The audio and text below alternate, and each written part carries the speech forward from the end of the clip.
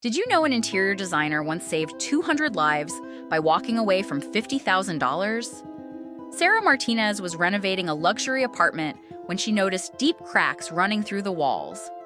Building management brushed it off as cosmetic damage, nothing serious. But something felt wrong. The cracks were too wide, too deep. She refused to finish the job and called city inspectors instead.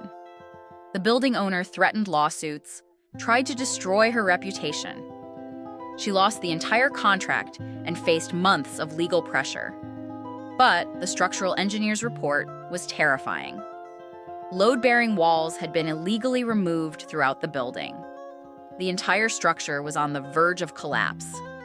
All 200 residents were evacuated immediately.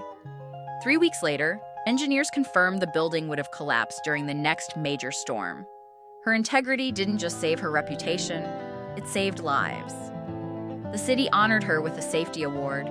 Grateful residents referred dozens of clients. Her business doubled in size within a year.